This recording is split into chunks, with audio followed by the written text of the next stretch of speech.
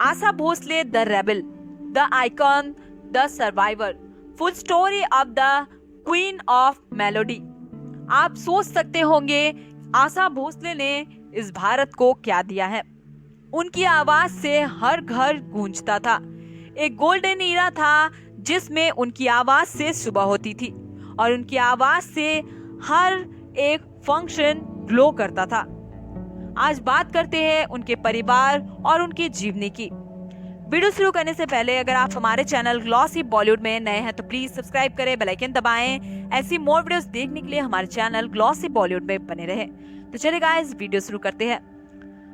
दोस्तों, अगर मैं आपसे पूछूं कि बॉलीवुड की आवाज कौन है तो आप लता मंगेशकर जी का नाम लेंगे। बट अगर मैं आपसे पूछूंगी कि बॉलीवुड की सोल, स्टाइल और एटीट्यूड किसकी आवाज में है तो आप सिर्फ ही एक नाम लेंगे, आशा भोसले।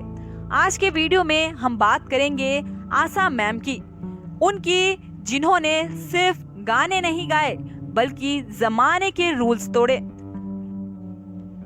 16 साल की उम्र में घर से भागना, 31 साल की उम्र में तलाक लेना, 3 बच्चों की सिंगल मदर बनना और फिर म्यूजिक की दुनिया में वैसा रेवोल्यूशन बनाना जो कि आज तक किसी ने नहीं बना पाया।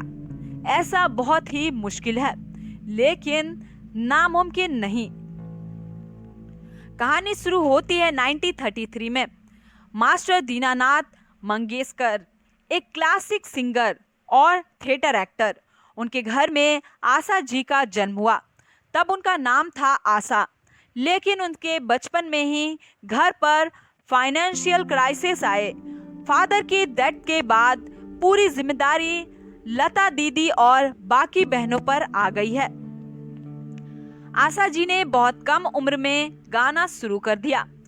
यहाँ पर एक मिथ है कि लता दीदी और आशा जी में हमेशा दुश्मनी थी। सच क्या है? सच ये है कि लता जी ऑलरेडी स्टैब्लिश थी और आशा जी को अपनी जगह बनाने के लिए उन्हें थोड़ा स्ट्रगल करना पड़ा। आशा जी को अपनी जगह बनाने के लिए उन्हें दीदी की शैडो से बाहर निकलकर काम करना था। उन्होंने कैबरेट सॉन्ग्स और वेस्टर्न बीट्स चुने जो तब के जमाने में बोल्ड माने जाते थे।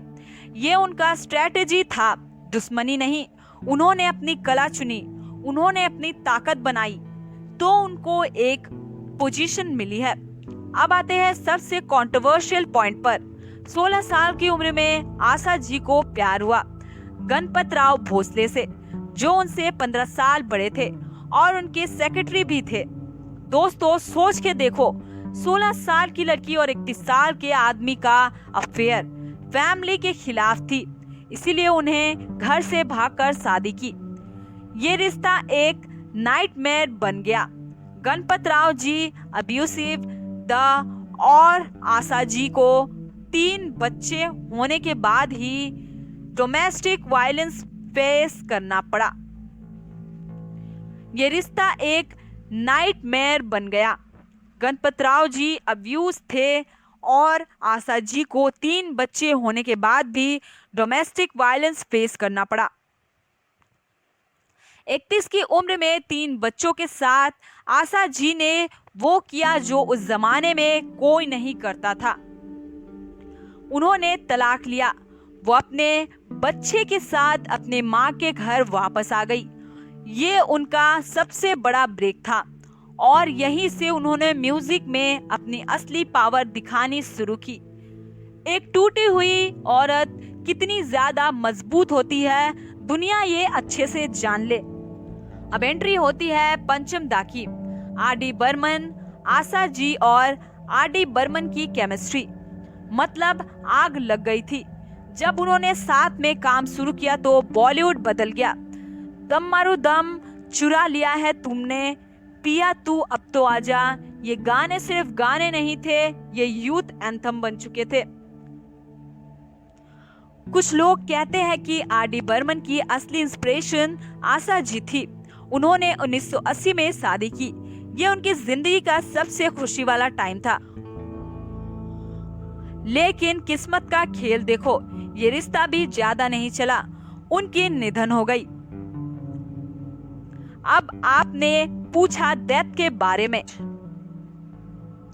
आशा जी ने अपने करियर में जितना शोहरत देखा उतना ही पर्सनल लाइफ में दर्द देखा।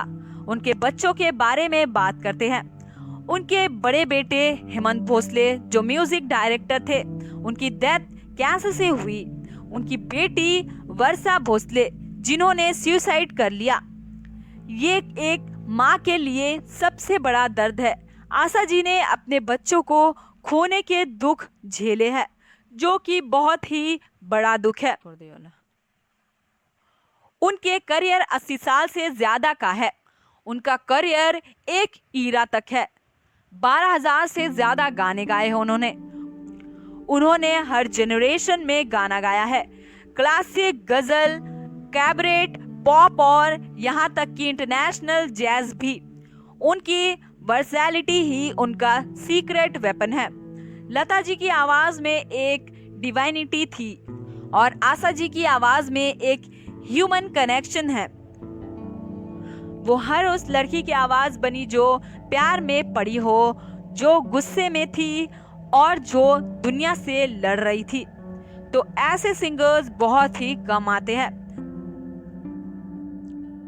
दोस्तों, आशा जी की लाइफ हमें क्या सिखाती है कि लाइफ में चाहे कितने भी ब्रेक्स आए, कितने भी प्रॉब्लम्स आए, चाहे शादी टूटे या दुख आए, आपका काम ही आपकी पहचान है।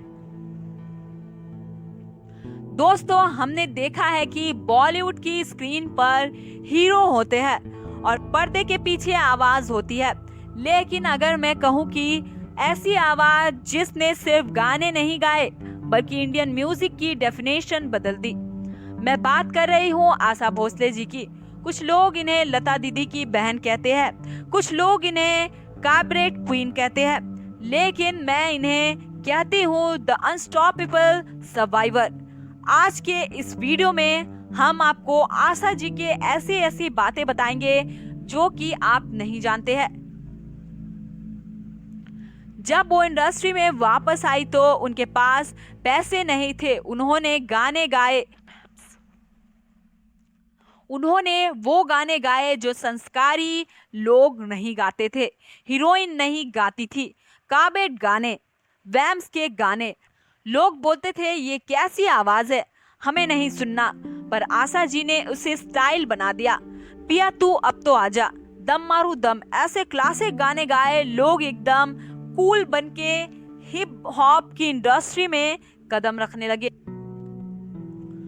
उन्होंने वेस्टर्न म्यूजिक, जैज और इंडियन क्लासिक को मिक्स किया। तब के जमाने में आशा जी ने म्यूजिक इंडस्ट्री को हिप और कूल बनाया। उन्होंने प्रूव किया कि nice girls don't sing jazz is a lie. आपको बता दे 12 अप्रैल 2026 ये वो डेट है जिसे म्यूजिक हिस्ट्री कभी नहीं भूलेगी। आशा ताई ने 92 की एज में अपनी लास्ट सांसें ली। वो कहना कि एक ईरा खत्म हो गया, ये वर्ड्स कम पड़ जाते हैं।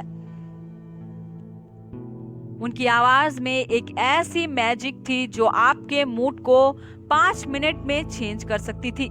चाहे चुरा लिया हो या रोमांस हो या दम मारू दम का स्वैग, उन्होंने हमें हर फेवर दिया है।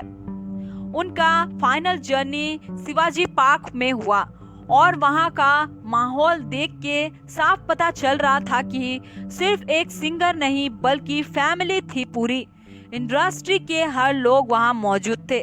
बॉलीवुड के बड़े से बड़े, छोटे से छोटे स्टार्स वहां मौजूद थे। आमिर खान, विकी कौशल, तब्बू, जैकी श्रॉफ और उनके क्लोज फ्रेंड्स वहां मौजूद थे। एक स्टेट फ्यूनरल के साथ उन्हें विदाई दी गई। सबकी आंखों में आंसू थे, लेकिन दिल में उनकी यादें थी। उन्हें तिरंगे में लिपटा देखना बहुत ही मुश्किल था। वो इमेज दिमाग से नहीं निकल रही है। It was a true legendary send off. Asha Tai की सबसे अच्छी बात क्या थी? वो हमेशा यंग थी। उनका सेंस ऑफ ह्यूमर, उनका कुकिंग का शौक और उनका लाइफ को एंजॉय करने का तरीका वो हमेशा से इंस्पिरेशन वाला था। उन्होंने जितना दुख देखा उससे कई ज्यादा उन्होंने लोगों को खुशी दी। उनकी लाइफ हमें सिखाती है कि जिंदगी में कितनी भी मुश्किलें आए, गाते रहो, मुस्कुराते रहो और लोगों को हंसाते रहो। गाइस, आज मैं चाहती हूँ कि कमेंट सेक्शन में हम सब मिलकर उन्हें एक बड़ा थैंक यू बोले। आपकी फेवरेट आशा ताई का गाना कौन सा आपको ज्यादा पसंद है? जो गाना आपने सबसे ज्यादा सुना है, प्लीज नीचे कमेंट करके बताओ। Let's make this comment section a tribute to her melody.